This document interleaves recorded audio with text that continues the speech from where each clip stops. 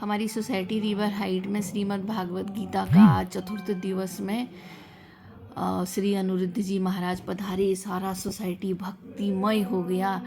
लोग भाव विभोर होकर रोने लग गए। उन्होंने अपने सुंदर सुंदर प्रवचन दिए, भजन गाए। आप भी हमारे साथ सुनिए। किसी का गला दबाएंगे तो पाप है। तो पाप और पुण्य करने वाला शरीर तो यहीं जल के समाप्त हो गया, तो फिर मैं क्यों भोगूंगा। प्राचीन वर्षी ने नारद जी से कहा कि मैं किए गए पाप मैं क्यों भोगूं, क्योंकि पाप पुण्य करने वाला तो शरीर है और शरीर तो यहीं चिता में जल जाता है सबके देखते देखते, फिर भोगेगा कौन।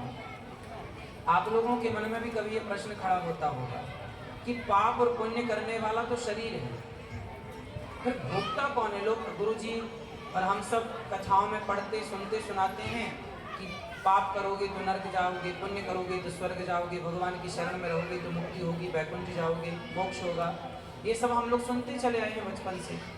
तो प्रश्न ये खड़ा हुआ कि पाप और पुण्य करने वाला शरीर तो यहीं भस्म हो जाता है, यहीं चिता में जल जाए या जमीन में गड़ जाए, फिर भोगता कौन है। तब नारद जी ने कहा कि प्राचीन वर्षी, तुम हो बड़े ज्ञानियों की तरह बात कर रहे हो पर ज्ञान है नहीं। सुनो, बात ये है, नारद जी ने कहा देखो, एक व्यापार इसको न होता है तो खारा पानी होता है समुद्र का, पर जब बरसता है तो मीठा होता है। ऐसे ही शास्त्रों में जो बातें कही गई हैं वो यदि डायरेक्ट कुछ नहीं आएगा, पर ऐसे गुरुजनों से जब पढ़ेंगे तो इसे मीठा करके, मतलब जो समझ में आए उस तरह की वर्षा अपनी वाणी से कर देते हैं, तो हम जैसों की समझ में आ जाता है। तो समझ में क्या आया कि एक दृष्टांत से आपको समझ में आ जाएगा। लौकिक दृष्टांत है।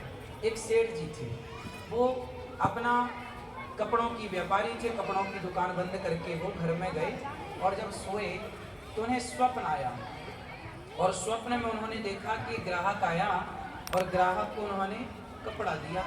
एक सेठ जी थे जिनकी कपड़ों की दुकान थी, वो अपना दुकान बंद करके जब घर गए, खा पी कर सोए तो उन्हें एक सपना आया।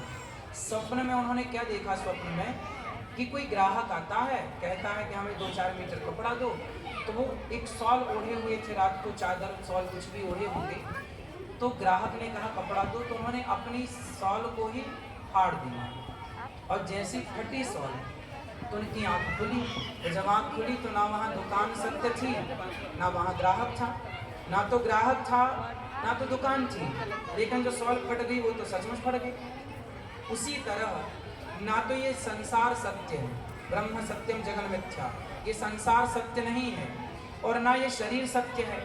शरीर भी सत्य नहीं, संसार भी सत्य नहीं, परंतु शरीर के द्वारा संसार में किया गया हर पाप पुण्य सत्य है। जैसे स्वप्न सत्य नहीं है, ग्राहक सत्य नहीं है, लेकिन शॉल फट गई वो तो सत्य है। उसी तरह शरीर सत्य नहीं, संसार सत्य नहीं, पर शरीर के द्वारा संसार में किया गया है हर व्यवहार पाप और पुण्य सत्य है, वो भोगना पड़ेगा तुझे। इसलिए हम कोई भी कार्य करें तो ऐसे विचार से करें कि क्या ये करने योग्य है, क्या ये सही है कि गलत है। यदि गलत कर्म होगा तो पाप के भागीदार हम बनेंगे। आपने कुछ लोगों के मुंह से सुना होगा कि कर्म ही पूजा है, कर्म करो। अब जैसे यहाँ कथा हो रही है, आपकी सोसाइटी में आप लोगों ने किसी से कहा बहन जी भैया जी चलो कथा हो रही है, गुरु जी आए हैं, चलो कथा सुनते हैं, तो कुछ लोग कह देते हैं ठीक है चलो, पर कुछ लोग कहते नहीं हम तो अपना कर्म करते हैं, हमें कथा वथा सुनने की जरूरत नहीं है, हम तो कर्म करते हैं और कर्म ही पूजा है। महाराज जी सबको भाव विभोर होके सोसाइटी से चले गए। राधे राधे।